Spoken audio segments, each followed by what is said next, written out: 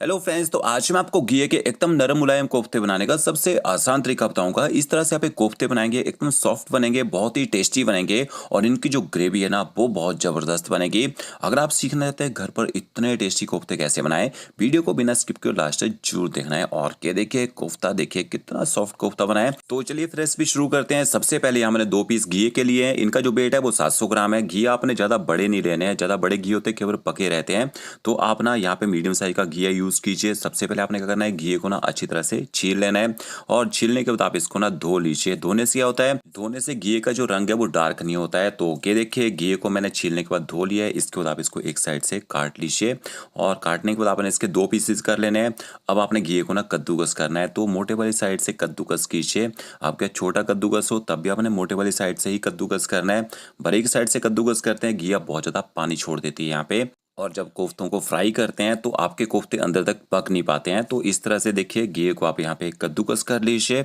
अब घी के अंदर बहुत ज़्यादा पानी रहता है, तो आपने क्या करना है, इसका जो पानी है ना उसको निकालना है। हल्का सा नमक डालिए घी में और अच्छे से नमक के साथ इसको मिक्स कीजिए। और जैसे आप नमक के साथ इसको मिक्स करेंगे ये पानी छोड़ना शुरू कर देगा। तो या तो आप इसको कपड़े में निचोड़ लीजिए या फिर आप हाथों में इसको इस तरह से निचोड़ सकते हैं।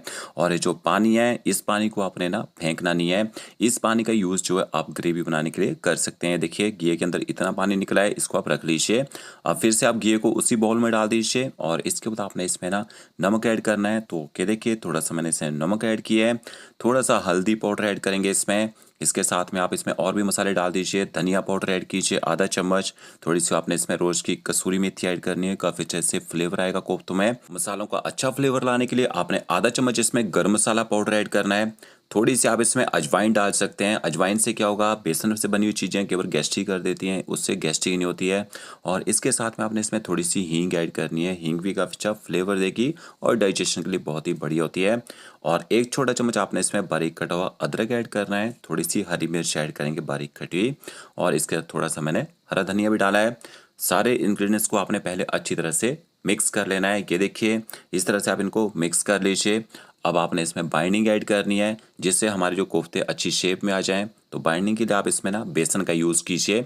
ये देखिए यहाँ पे मैंने 3 बड़े चम्मच बेसन का यूज़ किया है और बेसन को अच्छी तरह से ना मिक्स कर लेते हैं। जैसे आप बेसन को घी के साथ मिक्स करेंगे आपका जो मिक्सचर है थोड़ा ड्राई सा हो जाएगा। अगर आपको लगता है कि अच्छी बाइंडिंग नहीं आ रही है, आप थोड़ा सा बेसन का यूज़ इसमें और कर सकते हैं, बट इस तरह से आपने देखिए मिक्सचर बना के तैयार करना है।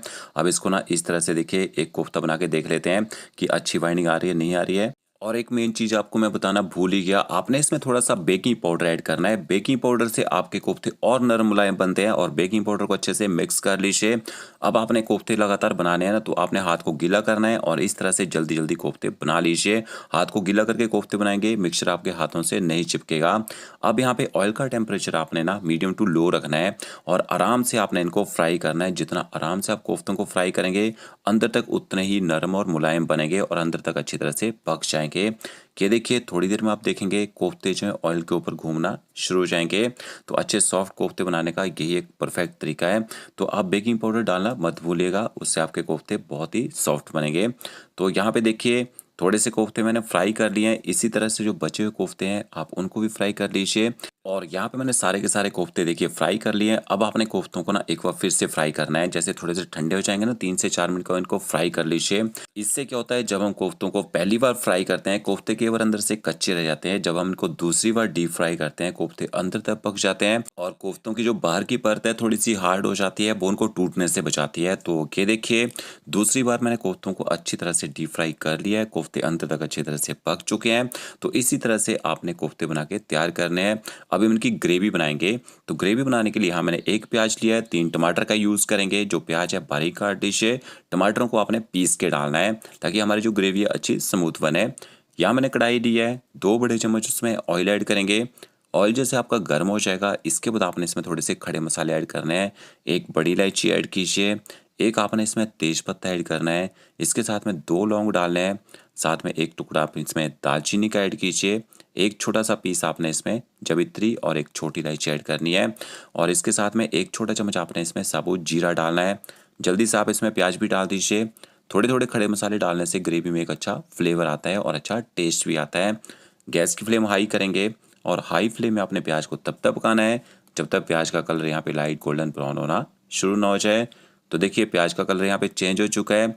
एक छोटा चम्मच आपने इसमें अदरक लहसुन का पेस्ट ऐड करना है और पेस्ट को भी अच्छी तरह से पका लीजिए ताकि पेस्ट का जो स्ट्रॉन्ग फ्लेवर है वो कम हो जाए। इसके बाद आपने इसमें थोड़े से मसाले ऐड करने हैं। आधा चम्मच आप इसमें हल्दी पाउडर ऐड कीजिए और आधा चम्मच आपने इसमें कश्मीरी लाल मिर्च पाउडर ऐड करना है। तीखी वाली लाल मिर्च पाउडर नहीं डाला है। कश्मीरी लाल मिर्च पाउडर जो है उससे ना ग्रेवी में अच्छा कलर आता है। 20 से 30 सेकंड तक मसालों को भी मीडियम फ्लेम में पका लीजिए। इसके बाद आपने इसमें ना टमाटर ऐड कर देने हैं, पिसे हुए टमाटर। अगर आपके पास मिक्सी ग्राइंडर जार ना हो आप टमाटरों को काट के भी डाल सकते हैं। अब आपने गैस की फ्लेम ना हाई करनी है और हाई फ्लेम में टमाटरों को अच्छी तरह से पका लेना है। साथ में मसाले भी ऐड कर लीजिए। आधा चम्मच आपने इसमें नमक ऐड करना है। एक छोटा चम्मच आपने इसमें धनिया पाउडर डालना है। आधा चम्मच आप इसमें जीरा पाउडर ऐड कीजिए। यहाँ पे मैंने कच्चा जीरा पाउडर का यूज़ किया है और इसके साथ में थोड़ी सी कसूरी मेथी ऐड करनी है। आधा चम्मच आप इसमें गरम मसाला पाउडर डाल दीजिए और इन मसालों को भी टमाटरों के साथ अच्छी तरह से मिक्स कर लीजिए और अच्छी तरह से मसालों को भी पका लीजिए ताकि मसाले अच्छे से सॉफ्ट हो जाए। तो ये देखिए मसालों ने पकने के बाद यहाँ पे ऑयल छोड़ दिया है। फिर आपने इसमें दही ऐड करना है। तो 2 से 3 बड़े चम्मच आप इसमें दही ऐड कर दीजिए और दही आपकी ज़्यादा खट्टी नहीं होनी चाहिए। अगर आपकी दही ज़्यादा खट्टी होगी तो ग्रेवी में खट्टा टेस्ट आ जाता है। और गैस की फ्लेम आपने हाई करनी है। हाई फ्लेम में आपने दही को भी अच्छी तरह से यहाँ पे पका लेना है। अब होटल वाली अगर आप ग्रेवी बनाना चाहते हैं थोड़ा सा आप इसमें काजू का पेस्ट भी डाल सकते हैं। अगर आप काजू का पेस्ट नहीं डालना चाहते हैं स्किप कर दीजिए, डायरेक्ट पानी डाल दीजिए। बट काजू के पेस्ट से ना ग्रेवी में अच्छी थिकनेस भी आ जाएगी और हमारी ग्रेवी में एक रिच टेस्ट भी आ जाता है। तो 10 से 12 काजू भिगो के रखिए गर्म पानी में, उनको पीस लीजिए, उससे पेस्ट बन जाता है।